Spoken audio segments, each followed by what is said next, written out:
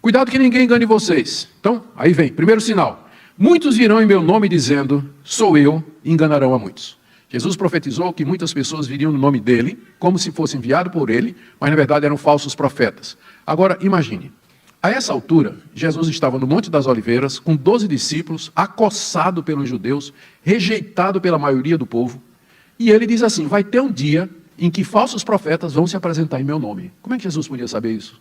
Tinha tudo para dar errado. Tinha tudo para dar errado. Como pareceu que ia dar mesmo. 10 negaram, um traiu e o outro negou, né? 10 discípulos fugiram quando Jesus foi crucificado, Pedro negou e Judas traiu. Então o movimento de Jesus tinha tudo para dar errado. E aqui ele começa dizendo, vai chegar um dia em que profetas vão chegar dizendo, eu sou Jesus. Quer dizer, ou ele era um megalomaníaco, ou ele sabia exatamente o que é que ele estava dizendo. Surgimento de falsos profetas. Desde que Jesus disse isso até o dia de hoje, não passou um dia na história da igreja que não se levantasse um novo falso profeta trazendo uma doutrina nova e diferente daquela doutrina dos apóstolos. Verso 7. Quando vocês ouvirem falar de guerras e rumores de guerras, não se assustem, é necessário que isso aconteça, mas ainda não é o fim. Outra vez, quando Jesus falou isso, a Palestina o mundo estava debaixo do Império Romano, que mantinha a paz pela força da sua máquina militar. Era uma paz forçada, chamada Pax Romana. Não tinha guerra entre os povos, porque os romanos não deixavam. Eles policiavam para que os países convivessem bem. Então não tinha guerra, àquela altura, no Império Romano. Não tinha. E a guerra vai acontecer alguns séculos depois, quando o Império Romano é invadido. Mas numa época em que não tinha guerra, Jesus disse, vocês ouvirão falar de guerras e rumores de guerra. E aí ele disse, é necessário que isso aconteça. Por que é necessário que guerras como essa aconteçam?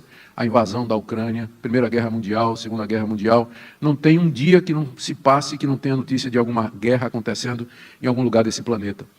Eu imagino que a razão pela qual Jesus diz que é necessário que as guerras aconteçam é porque é dessa maneira que Deus mostra para a humanidade. Está vendo que vocês não sabem resolver os seus próprios problemas? Estão vendo o quanto vocês precisam de um rei da paz? Estão vendo o quanto vocês precisam de mim? Estão vendo quão profundo o pecado entrou no coração humano? Estão vendo quanta insensibilidade, dureza de coração e falta de sabedoria assola a humanidade, a ponto de que vocês promovem guerras, se matam uns aos outros? É necessário que isso aconteça, para que justifique a vinda do Rei da Paz. Porque se a humanidade pudesse resolver seus próprios problemas, se a ONU resolvesse seus próprios problemas, se houvesse paz entre as nações, que necessidade nós teríamos da chegada daquele que é o Rei da Paz, que vai destruir os ímpios e instalar o seu reinado eterno de justiça e de verdade? É necessário que isso aconteça. E aí Jesus disse, mas ainda não é o fim. E uma boa palavra para aquelas pessoas que acham, que dizem que qualquer bomba que solta lá no Oriente Médio, Jesus está voltando. Isso é profecia se cumprindo, né? Isso aqui é a profecia de Ezequiel, não sei o que, está chegando. Olha, é de hoje para amanhã a vinda de Jesus. Ainda não é o fim. As guerras, elas não marcam a chegada da vinda de Jesus. Elas são um sinal seguro de que Jesus sabia o que estava dizendo. O ponto desses sinais, eu quero que você preste atenção aqui, o ponto desses sinais que Jesus vai colocar aqui, não é para dar a você elementos para você marcar o dia da vinda de Jesus. Mas dá certeza a você, porque numa época em que essas coisas pareciam impossíveis, Jesus profetizou que essas coisas aconteceriam. E elas aconteceram exatamente como ele disse que haveria de acontecer. Então, se ele acertou nessas coisas, então ele também está certo quando ele diz, eu vou voltar. Eu vou voltar em guerra. Então, os sinais servem para nos assegurar da veracidade das palavras do nosso mestre. Como essas guerras por aí que foram preditas por ele. Ele disse isso na época em que tinha paz. Porque se levantará nação contra nação, verso 8. Haverá terremotos em vários lugares, também fomes, como eu disse, Lucas acrescenta pestes, e a gente pensa na pandemia. Essas coisas são o princípio das dores. Lembra da analogia da mulher? Ele diz, isso é o princípio das dores, não é o fim, não chegou a hora de dar à luz ainda. Isso é o princípio das dores. Continuando no verso 6. Estejam de sobreaviso, porque as pessoas os entregarão aos tribunais e às sinagogas. Vocês serão açoitados e por minha causa serão levados à presença de governadores e reis para lhes servir de testemunho, mas é necessário que primeiro o evangelho seja pregado a todas as nações. Primeiro sinal que Jesus Cristo disse foi o surgimento de falsos mestres. Cheque. Segundo sinal, guerras e rumores de guerras. Cheque também. As pessoas vão perseguir vocês, a perseguição dos discípulos de Cristo numa época em que parecia impossível. Por que as pessoas iriam perseguir? Os discípulos de um Galileu que morreu crucificado pelos romanos, rejeitado pela liderança, que tinha somente 10 discípulos acovardados, fechados numa sala, com medo dos judeus. Perseguição por quê? Eles não representavam ameaça nenhuma. Então, numa época em que a fé em Cristo não representava ameaça nenhuma, e não tinha a menor possibilidade de que virasse a maior religião do mundo, como é hoje, Jesus disse: vocês vão ser perseguidos por causa do meu nome. Vocês serão levados diante dos reis e dos governadores. Volto a dizer, ou ele era um megalomaníaco, ou ele sabia o que ele estava dizendo.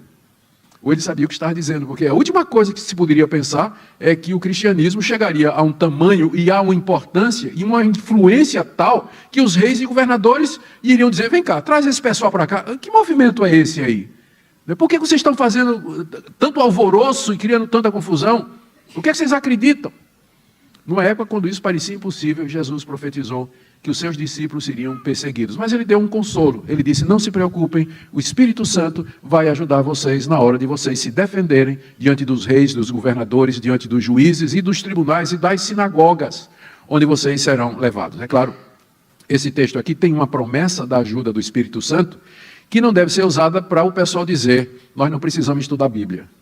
Na hora de pregar é só abrir a Bíblia em qualquer lugar e o Espírito Santo vai dar a você a palavra para que você pregue, para que você fale. Não é nada disso. Você diz: mas pastor, você não está pregando de improviso? É que eu já preguei nesse sermão, esse texto várias vezes, já estudei muito esse texto. Então não é improviso, estudei a palavra. Não é? Eu já meditei, já dividi, escrevi um livro a respeito disso aqui. Então não é de improviso. Eu não acho que essa promessa do Espírito Santo ajudar o pregador é motivo para o pregador ser preguiçoso, despreparado e vir para a igreja para falar o que der na cabeça. Como em algumas igrejas é estimulado. Mas o pregador precisa estar pronto para isso, porque essa promessa aqui é para quando você estiver preso. Quando você estiver preso e for levado para se defender, aí tudo bem, você não tem condições. O Espírito Santo vai ajudar você. Mas se você pode estudar, se preparar, então é isso que Deus quer que você faça. Vocês serão açoitados e por minha causa serão levados à presença de governadores. E desde que Jesus falou isso, o cristianismo passou a ser, de fato, perseguido. É a religião mais perseguida do mundo, é o cristianismo. Anualmente, milhares de cristãos são mortos pela sua fé, presos, açoitados, perseguidos. Existe a perseguição simbólica, que é aquela perseguição que é feita silenciosamente, usando o Estado, usando o direito, usando a força civil e por aí vai. Essas coisas, disse Jesus, são o princípio das dores. Verso 11, quando, pois, levarem vocês para os entregar, não se preocupem com o que vocês vão dizer, mas digam o que for concedido naquela hora, porque não são vocês que estão falando, mas o Espírito Santo. O Senhor Jesus fecha esse terceiro sinal. O quarto é a divisão que vai haver entre famílias. No verso 12, um irmão entregará à morte outro irmão, o pai entregará o filho, haverá filhos que se levantarão contra os seus pais e os matarão. Todos odiarão vocês por causa do meu nome. Aquele, porém, que ficar firme até o fim, esse será salvo. Jesus profetizou que ele se tornaria tão importante e que a pessoa dele seria tão influente que pessoas haveriam de amá-lo mais do que a sua família e que estariam dispostos, inclusive, aqueles que eram contra Jesus, a entregar os discípulos de Jesus, mesmo com laços de parentesco. Mais uma vez, Jesus profetiza uma coisa que parecia impossível. Que pessoas o amariam de tal forma e dariam a ele o primeiro lugar na sua vida, inclusive mais do que a sua própria família. A ponto de que os próprios familiares seriam os primeiros a perseguir os cristãos. O pai entregando o filho para ser morto por conta da fé e vice-versa.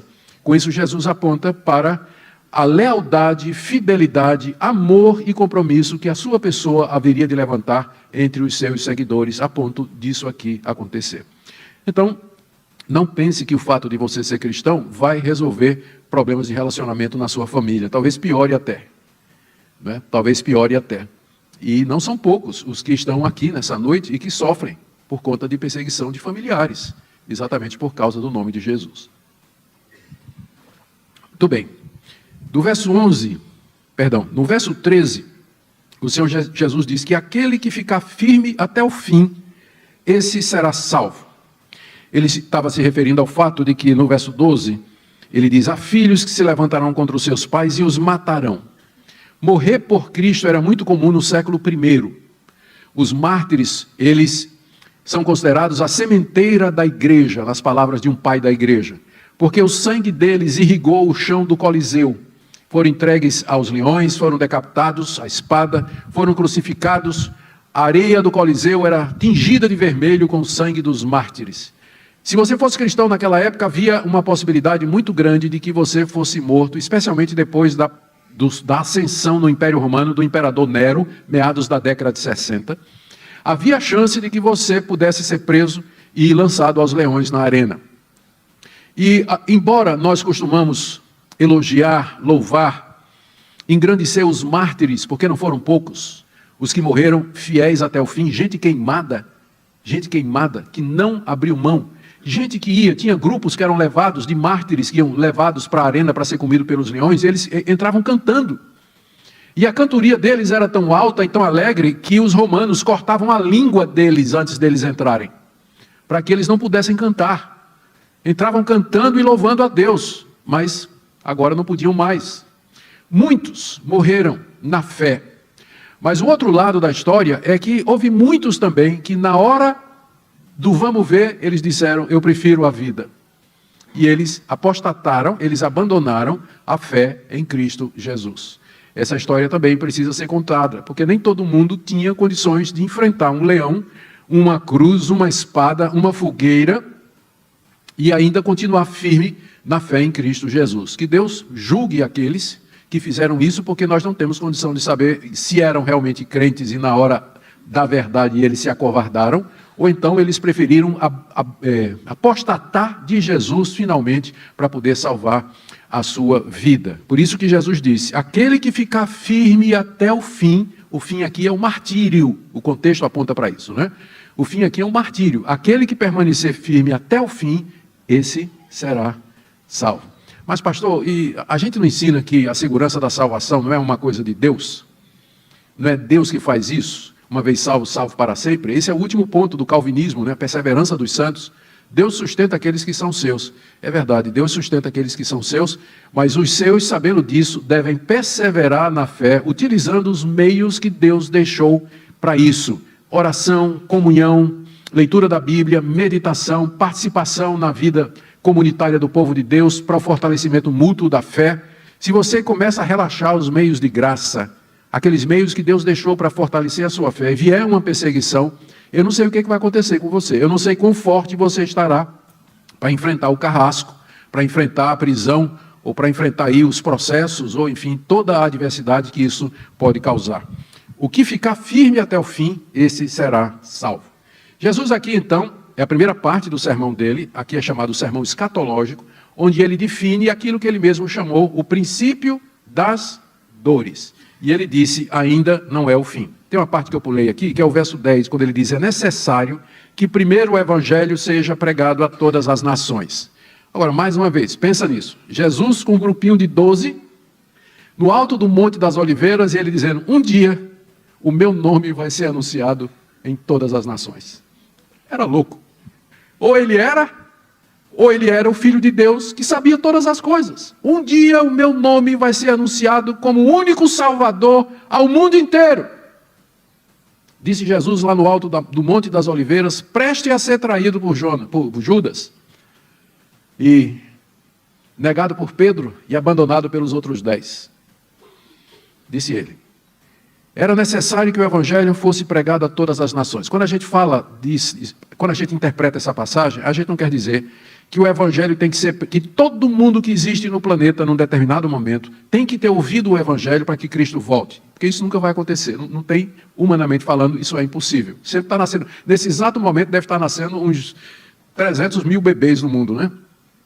Então, a qualquer momento que Jesus voltar, sempre vai ter gente que nunca ouviu e não vai ter condições de ouvir, a não ser nos próximos 3 ou 4 anos. Então, a interpretação melhor disso aqui, entendendo que a palavra nações é etnia, então o sentido é esse, que o evangelho será pregado a todas as etnias, não a cada membro, mas que representantes de todas as raças e povos terão ouvido o evangelho. O evangelho terá sido pregado aos povos, não quer dizer cada indivíduo, mas as diferentes nacionalidades, etnias, raças, tribos, povos e nações que existem no mundo, línguas que existem no mundo. E nesse sentido o evangelho avança. Desde que Jesus falou isso, a igreja se envolveu num trabalho agressivo de evangelização, tradução da Bíblia, porções do Evangelho, missionários que vão ao mundo, aprendem uma nova língua para anunciar Cristo e assim por diante. Isso tem continuado até o dia de hoje, sem mostrar sinais de abatimento, mas ainda tem muita coisa para fazer.